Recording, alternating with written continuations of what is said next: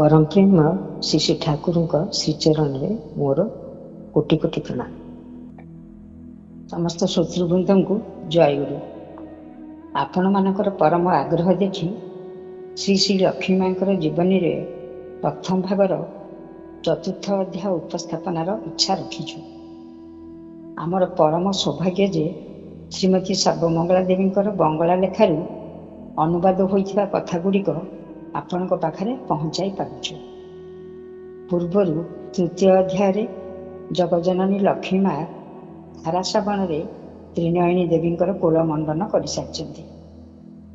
लक्ष्मी माँ अनिर्वचनीय रूप लावण्य को समस्ते पड़ापड़ोशी झी बोहू वयस्का माँ माने निरीक्षण करुचंती। आई माँ नातुणी की धरी कोल अति आनंद समस्त को देखा। जड़े वयस्का माँ राय माँ कहते ओ माँ त्रिनयनी पेटरू कौन स्फटिक जन्मी। एथर शुणा लक्ष्मी माँ शैशव अवस्था कथा। अध्याय 4 शैशव लीला प्रथम भाग। त्रिनयनी देवी झील को नहीं एंतुरी अच्छा। जड़े वयस्का माँ रात्रि निकट रही सका एंतुरी कार्यक्रम सारी घर को जाती। तापर माँ आसती कुंडी घर द्वार पाखक कुशल जिज्ञासा करती। झीलटी को देखती पथिपाचन दियंती। तापर निजर गृह कार्य मनोनिवेश करती। त्रिनयनी देवी झील को नहीं एकुटिया रहती बेसी समय। झीलटी दिन बेला बेसी समय शुए। राति 2-4 थर उठे खाइबा देले आउ थे शुपड़े। त्रिनयनी झील मुख को चाह बसी रही चुप कर मन पड़े स्वप्नर कथा। प्रसवर आगुरी दिने भोर राति जहाँ देखी रूपेली जह्नराति स्वच्छ तुला परी आकाश सुलुसुलिया पवन शिउलियावृत माटीर पणत गृह लक्ष्मी पूजा चली। झोटी चिता अंका होइछि घरे। चित्रित पिंडी उपरे लक्ष्मी को बसा होइछि। लाल शाढ़ी ढंका होइछि। माँ पूजा कार्य व्यस्त। घर बारंडार से एका चुप ही बसी पूजा देखुले एक मन। भारी भल लगुला देखा से खटुली। हठात से देखा पाइले गोटे सुंदरी झी। अपूर्व सुंदर तार मुखमंडल ढल ढल दुटी कृष्ण चक्षु की अपूर्व भाषा भरा दृष्टि बाहरी आसला धीरे धीरे खटुली भीतर। पिंधि चिकमिक लाल धरी शाढ़ी जल जल कर सिंदूर टोपा कपाल मझिरे। अलता मखा निटल दुईटी पाद आड़ को आगे आसूची पादे पादे दिपाद कर मुखरे स्मित हास्य भरी। भल करी देखी ना देखु देखु मिशीगले पाखक आसी चमकी निद भांगीगला त्रिनयनी देवी। आउ निद आसलानी। माँ को कहले से हसी कहते माँ उत्तर देते भोर स्वप्न सत्य हुए क्या कहबुनी। झीर मुख को चाह चाह से स्वप्न देखा मुहर सादृश्य खोजुंट माँ सते जेपरी पाई जाऊँच आखिर दृष्टि परिचय आभास। मृदु हस फुटी उठे अधर कोण। तृप्तिर दोला हृदय मझे झील को कोल को नियंती। अति संतर्पण घुमंत मुखरे चुमा खाती ए दिग से दिगरे। कला रेशम परी चूड़ को आड़े दियंती आखिर प्रांतर अकारण ही कोल बसी झुलाती। माँ आसी कहती झील को शुआई रखुनु बेसी कोल घसा करना। शेष बिछना पिठी देवनी देखी शशुर घर को गले तोर ही कष्ट हे। झील लज्जित हतार उत्तर दियंती ना माँ शोई रही तो सारा क्षण टिके से पाक पाकता करुली तो टिके कोल धरी। जननी स्नेहर हसरे स्थान त्याग कर। शाशु घर को खबर जाइए त्रिनयनी रामगोपाल कन्या भूमिष्ठ होबार संवाद। हरसुंदरी देवी खुशी होती खूब। माँ षष्ठी पाखे पूजा रखी हरिलुट दे मानसिक पूरण करेंगे। पड़ा पड़ोशी को मिठा बांटी। तापर चिठी रे खबर देती बोहू किसी आ बेसी दिन बाप घरे रखिपारे। ये भाद्रव मास शेष आश्विन पशिवा क्षण एथर पूजा हेब। पुओ तांकर घर को आसब पूजा छुट्टी आ दीर्घ दिन कौन छुट्टी ना तार। तेणु आश्विन मासर प्रथम मझिया बोहू माँ एवं तांकर नातुणी को जेपरी आनी पहुँचाई दियंते भाई। अन्यथा जेपरी न हुए ବଚନ ତାଙ୍କର ଅନୁରୋଧ। ଚିଠିଟି ପାଠ କରାହୁଏ। ଶୀତଳ ବାବୁ ମାତା ଓ ଭଗିନୀଙ୍କର ଉପସ୍ଥିତିରେ ପଢ଼ନ୍ତି। ମାତା ରୁଦ୍ଧ ନିଶ୍ୱାସରେ ଚିଠିଟି ଶୁଣନ୍ତି। ଟିକେ ଦୀର୍ଘ ନିଶ୍ୱାସ ପକେଇ ଲୁଗା କାନିରେ ମୁଖକୁ ପୋଛି କରି ଆଖି ପୋଛି ଦିଅନ୍ତି। କନ୍ୟା ଧୀରେ ଧୀରେ ଘର ଭିତରକୁ ଯାଆନ୍ତି। ନିର୍ଦ୍ଦିଷ୍ଟ ଝିଅର ଆରକ୍ତ ଗାଲ ଚିପି ଦେଇ ମୃଦୁ ଭାବରେ ଆସ୍ତେ ତା ନିର୍ଦ୍ଦିଷ୍ଟ କପାଳରେ କ୍ଷୁଧିତ ଅଧର ସ୍ପର୍ଶ କରନ୍ତି। କଅଁଳିଆ ମୁଖ ପାଖରେ ଫୁଟି ଉଠେ ଆଉ ଗୋଟେ ଅତି ପ୍ରିୟ ମୁଖ। ଆନନ୍ଦର ହସରେ, ଖୁସିର ଜୁଆରରେ, ଟଳମଳ ସ୍ମିତ ହାତରେ ସମୁଜ୍ଜ୍ୱଳ ଅତି ପରିଚିତ ମୁଖ। ମାନେ ଝିଅ ପାଖରେ ତାଙ୍କ ବାପାଙ୍କ ମୁହଁଟା ଦେଖାଯାଏ। ଅନୁରାଗର ରକ୍ତ ଆଭା ବିଛାଡ଼ି ହୋଇପଡ଼େ ମୁଖର ପ୍ରତିଟି ରେଖାରେ। ଷଷ୍ଠୀ ପୂଜା ଚାଲିଯାଏ। ଝିଅ ଏନ୍ତୁଡ଼ିଶାଳରୁ ବାହାରି ଆସେ ନାତୁଣୀକୁ ନେଇ। ଆଈଙ୍କର କାର୍ଯ୍ୟ ଆହୁରି ବଢ଼ିଯାଏ। ବ୍ୟସ୍ତତା ବୃଦ୍ଧି ପାଏ। ସଂସାରର କାର୍ଯ୍ୟ ତ ଅଛି ହିଁ, ଆହୁରି ଶିଶୁର ଯତ୍ନ ଆତିଶଯ୍ୟ। ଝିଅ ଛୋଟ ପିଲା, ତା ଦ୍ୱାରା ସବୁ କାର୍ଯ୍ୟ ସଜାଡ଼ି କରିବା କ'ଣ ସମ୍ଭବ? ଆଉ କରିବାକୁ ଦେବେ ବା କାହିଁକି ତାକୁ? 2 ଦିନ ପରେ ଶାଶୁ ଘରକୁ ଯାଇ କରିବ ତ ସବୁ। ମା ପାଖକୁ ଆସିଛି ଟିକେ ବିଶ୍ରାମ ନେବନି? 2 ଦିନ କରିବନି ଟିକେ ଆରାମ? ତା ଛଡ଼ା ପ୍ରଥମ ପୋୟାତି, ଶିଶୁର କାର୍ଯ୍ୟ କ'ଣ କରିପାରିବ? ସବୁ କ'ଣ ସମ୍ଭାଳି ପାରିବ? କ'ଣ ସେ ଜାଣେ? ସକାଳ ବେଳା ଶିଶୁକୁ ତେଲ ଲଗାଇ ତାକୁ ଖରାରେ ଶୁଆନ୍ତି କୈଳାସବାସିନୀ। ଝିଅକୁ ଟିକେ ବସାଇ ରଖନ୍ତି ପିଣ୍ଡା ପାଖରେ ଜଗିବାକୁ। ମଝିରେ ମଝିରେ ଦେଖିଯାଆନ୍ତି ଠିକ୍ ଅଛି କି ନାହିଁ। କନ୍ୟାଟି ଏବେ ଢଳ ଢଳ କରି ଚାହୁଁଛି ଏ ଦିଗକୁ ସେ ଦିଗକୁ। ଦୃଷ୍ଟି ମେଲେଇ ଫିକ୍ ଫିକ୍ କରି ହସି ଦେଉଛି ଯେତେବେଳେ ସେତେବେଳେ ଅକାରଣରେ। କାରଣ ହୁଏତ ତାର ଥାଇପାରେ, ମର୍ତ୍ତ୍ୟର ମଣିଷ ତ ତାହା ବୁଝେ ନା। ସେତେବେଳେ କଅଁଳିଆ ମୁଖର ମଧୁର ହସ ମାର ପ୍ରାଣରେ ସୁଧା ବୃଷ୍ଟି କରେ। ଗୋଟିଏ ଦୃଷ୍ଟିରେ ବସିଥାନ୍ତି ସେ ମୁଖ ଆଡ଼କୁ ଚାହିଁ। ସମୟ ଗଡ଼ିଯାଏ। ଠଉରେଇ ପାରନ୍ତିନି ସେ, ଖିଆଲ ରହେନା। ଦିନ ପରେ ଦିନ ଶେଷ ହୋଇ ଆସେ। ପୁରୀ ଆସେ ବାପ ଘରେ ରହିବା ଦିନ। ମନଟା କମ୍ପି ଉଠେ। ହଠାତ୍ ହୃଦୟ କମ୍ପେ। ମାଆଙ୍କର କଥା ମନେ ପଡ଼େ। ଆଖି ଛଳ ଛଳ ହୋଇ ଆସେ। ଖାଇ ପାଇ ମନ କେମିତି ହୁଏ। ଆନନ୍ଦ ମଧ୍ୟ ଟିକେ ହୁଏ। ମନରେ କୌତୂହଳ ଜାଗ୍ରତ ହୁଏ। ନୂତନ ଅତିଥି କେମିତି ସମାଦର ଲାଭ କରିବ ସେଠାରେ, ଦେଖିବାକୁ ଭାରି ଇଚ୍ଛା ହୁଏ। ଉତ୍ସୁକ ହୁଏ ମନ ସେହି ଆଦର ଦେଖିବା ଲୋଭରେ। ମାନେ ବାପ ଘରେ ଛାଡ଼ିବେ ତ ମାଆଙ୍କ କଥା, ଭାଇଙ୍କ କଥା ମନେ ପଡ଼ି ଦୁଃଖ ଲାଗେ।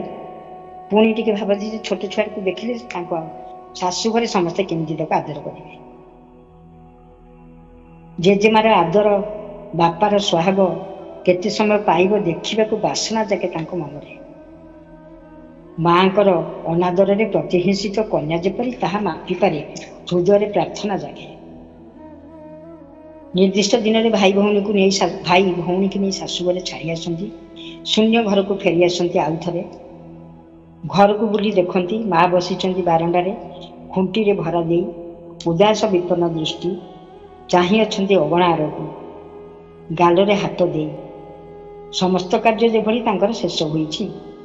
ବ୍ୟସ୍ତତାର ହୋଇଛି ପରିସମାପ୍ତି। ଅଖଣ୍ଡ ଅବସର ଏବେ ତାଙ୍କର। ଘରେ କଅଁଳିଆ ଶିଶୁ ନ ରହିଲା କ'ଣ କାମ ଅଛି? ବୁଢ଼ୀର ପୋଡ଼ା ପେଟ ଯେତେବେଳେ ଦିଟା ଖାଇଦେଲେ ଚଳିବ। ବ୍ୟସ୍ତ କ'ଣ? କେହି ତ ଆଉ କାନ୍ଦି ବୋବାଇ ଖାଇବାକୁ ଚାହିଁବେନି, ବାହୁନିବେନି ଏବେ ଦିଅ ବୋଲି। ଭଗବାନ ତ ଦେଉଥିଲେ ସବୁ ହିଁ, ନାତି ନାତୁଣୀ କ'ଣ ନଥିଲା ତାଙ୍କର? ଘର ଆଲୋକ କରି ସବୁ ଥିଲା। ହୃଦୟରେ ଭରି ଧନ ନିଜସ୍ୱ ସମ୍ପଦ ଥିଲା ତାଙ୍କର। କେହି ମଧ୍ୟ କୁଆଡ଼େ ନେଇପାରନ୍ତି ନାହିଁ ତାକୁ। ଘର ଛାଡ଼ି କେଉଁଠିକି ସେମାନେ ପଳେଇ ମଧ୍ୟ ଯାଇନାହାନ୍ତି। ଆଖିର ଆଗରେ ସଦା ସର୍ବଦା ନାଚୁଥିଲେ। କାମର ସମାପ୍ତି ଘଟୁନଥିଲା ତାଙ୍କର। ବିରାମ ନଥିଲା ହାତ ଦୁଇଟିକୁ ତାଙ୍କର। ପରର ଜିନିଷରେ ମାର ମନ କରେ ନାହିଁ। ଆକୁଳି ବିକୁଳି ଛଟପଟ ହୋଇ ଉଠୁଥିଲା ମର୍ମସ୍ଥଳ। ଅଦୃଷ୍ଟର ଆପଦ କପାଳରେ ଲେଖାରେ ତାଙ୍କର କର୍ମଫଳ ପୂର୍ବଜନ୍ମର। ରହିଲାନି ସେସବୁ। ଚାଲିଗଲେ ଯେଉଁମାନେ, ଯିଏ ଦେଇଥିଲେ ସେ ହିଁ ଆଉ ଥରେ ଛଡ଼େଇ ନେଲେ। ନେଇଗଲେ ନିଜର ଲୋକକୁ ନିଜ ପାଖକୁ ଡାକି। 2 ଦିନ ପାଇଁ କେବଳ ଆଶା ଜଗାଇ ଦେଉଥିଲା ପ୍ରାଣରେ। ଆକାଂକ୍ଷା ଭରି ଦେଉଥିଲା ଜଳି ପୋଡ଼ି ମରିବା ପାଇଁ। ସଂସାରରେ ସେମାନେ ମା ଓ ପୁଅ ଦୁଇଟି ପ୍ରାଣୀ। ଆଉ ଗୋଟିଏ ନିଃସନ୍ତାନ ବଧୂ ଘୁରି ବୁଲି ଆଖିର ସାମ୍ନାରେ। ବିଷଣ୍ଣ ମୁଖ, ଉଦାସ ଦୃଷ୍ଟି, ଶ୍ରଦ୍ଧ ପଦକ୍ଷେପ ନିରସ ବିଶ୍ୱଦ ସଂସାର ଜୀବନ କୈଳାସବାସିନୀ ବସି ବସି ଭାବୁଛନ୍ତି। ମାନେ ତାଙ୍କର ଶୀତଳକାନ୍ତ ଲାଇଟ୍ ତାଙ୍କ ପୁଅଙ୍କର ସବୁ ଛୁଆ ପିଲା ହେଇଥିଲେ, ସେମାନେ ସବୁ ଚାଲି ଯାଇଛନ୍ତି, କେହି ଆଉ ନାହାନ୍ତି। ସେଇ କଥାଟା କୁହାଯାଉଛି। 3-4 ମାସ ବିତି ଯାଇଛି। କୈଳାସବାସିନୀ ଝିଅର ଘରୁ ଚିଠି ପାଆନ୍ତି, ପତ୍ର ପାଆନ୍ତି, ବାର୍ତ୍ତାର ଶୁଭ ସମ୍ବାଦ ହିଁ ବହନ କରି ଆଣେ ଚିଠି, ଆନନ୍ଦର ବାର୍ତ୍ତା। କୈଳାସବାସିନୀ ଦେବୀ କିନ୍ତୁ ଖୁସି ହୋଇପାରନ୍ତିନି। ଯେପରି ମନରେ ଆଶଙ୍କା ଜାଗେ, ଉତ୍କଣ୍ଠା ଜାଗେ ପ୍ରାଣରେ।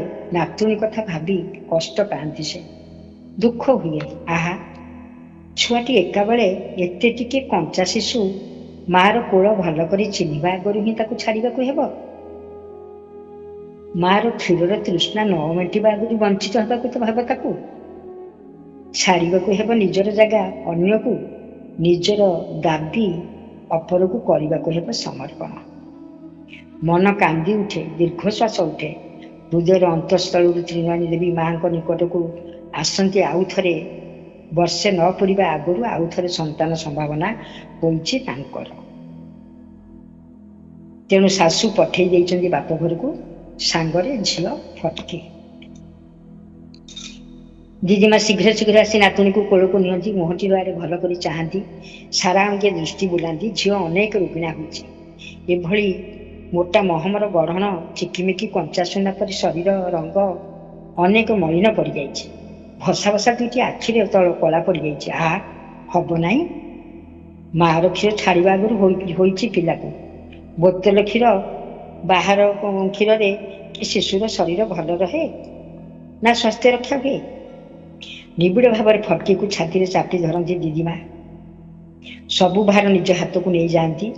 ନାତୁଣୀର ଦେବା ନେବା, ଖାଇବା ସକଳ କାର୍ଯ୍ୟ ନିଜେ ସମ୍ପାଦନ କରନ୍ତି। ଅନ୍ୟ କାହାର ହାତକୁ ଦେଇ ନିଶ୍ଚିନ୍ତ ହୋଇପାରନ୍ତିନି ସେ, ଭରସା ପାଏନା। ସାରାକ୍ଷଣ ଆଖିରେ ଆଖିରେ ରଖନ୍ତି, ରାତିରେ ନିଜ ପାଖରେ ଶୁଆନ୍ତି। ନାତୁଣୀ ଦିଦିମାକୁ ଚିହ୍ନିଲା, ସବୁଠାରୁ ବେଶୀ ଆପଣାର କରି ଜାଣିଲା।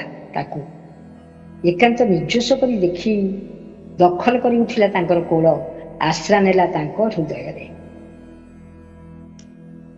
ମାଆର ଆଉଥରେ ପିଲା ହେଲା, ଭାଇ ହେଲା ଫଟକିର।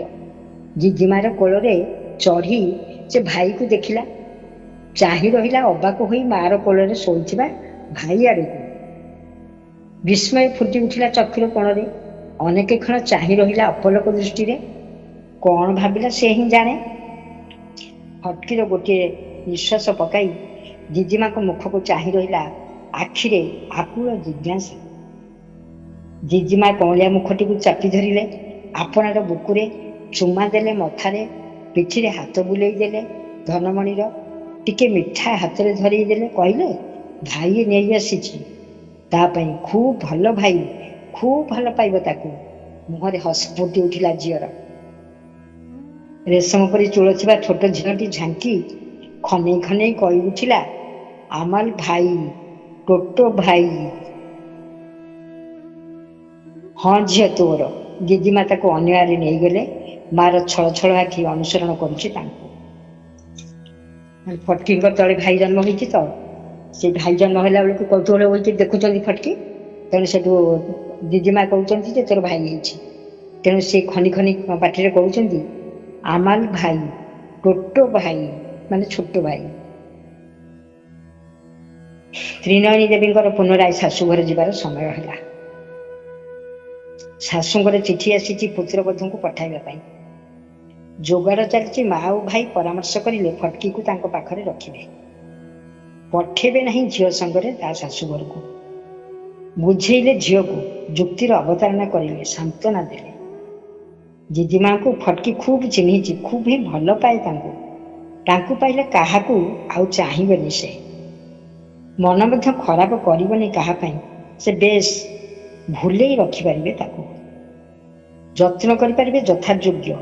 ତାର କାମ ବା କ'ଣ, ତାକୁ ନେଇ ହିଁ ସେ ସମୟ କଟାଇବେ। ତା ଛଡ଼ା ତ୍ରିନୟନୀର କୋଳରେ କଅଁଳିଆ ଶିଶୁ, ଶାଶୁଘରର ସଂସାର, ପରିଜନଙ୍କ ମନ ତୁଷ୍ଟି କେତେ ଆଡ଼େ ସମ୍ଭାଳିବେ ସେ, ମନ ଦେବେ କେତେ ଆଡ଼େ। ଝିଅକୁ ଚାହିଁବାକୁ ସମୟ ପାଇବନି ସେ, ଯତ୍ନ କରିବାର ଫୁର୍ସତ ପାଇବନି। ଶରୀର ଖରାପ ହୋଇଯିବ ଝିଅର, ସ୍ୱାସ୍ଥ୍ୟ ନଷ୍ଟ ହୋଇଯିବ। କୈଳାସବାସିନୀ ଦେବୀ ଫଟକିକୁ ନିଜ ପାଖରେ ରଖିବାକୁ ଚାହିଁଲେ। ସମୁଦ୍ରଙ୍କ ପାଖକୁ ଚିଠି ଲେଖିଲେ କୈଳାସବାସିନୀ ଦେବୀ। ନିଜର ଇଚ୍ଛା ଜଣାଇ ଅନୁରୋଧ କଲେ ତାଙ୍କୁ ସେ ଯେପରି ଦୟା କରନ୍ତି, ଅମତ ନ ହୁଅନ୍ତି, ଆକାଂକ୍ଷା ଯେପରି ପୂରଣ ହୁଏ ତାଙ୍କର, ସେ ଯେପରି ଫଟକିକୁ ନିଜ ପାଖରେ ରଖିପାରନ୍ତି, ଟିକେ ତୃପ୍ତି ପାଆନ୍ତି ତାଙ୍କର ଏକାକୀ ଜୀବନରେ। ଶିଶୁହୀନ ସଂସାର ତାଙ୍କର, ଗୋଟିଏ ଶିଶୁର କାକଳିରେ ଯେପରି ତାଙ୍କ ଗୃହ ଜୀବନ୍ତ ରହିପାରେ, ଦୟା କରନ୍ତି ସେ ଯେପରି ତାଙ୍କୁ ବଞ୍ଚିତ ନ କରନ୍ତି। ଶୀଘ୍ର ହିଁ ତାଙ୍କ ଚିଠିର ଜବାବ ଆସିଲା। ଅନୁକୂଳ ଜବାବ ତାଙ୍କର ପ୍ରସ୍ତାବରେ ଏକମତ ହୋଇଛନ୍ତି ତାଙ୍କର ସମୁଦ୍ରୀ।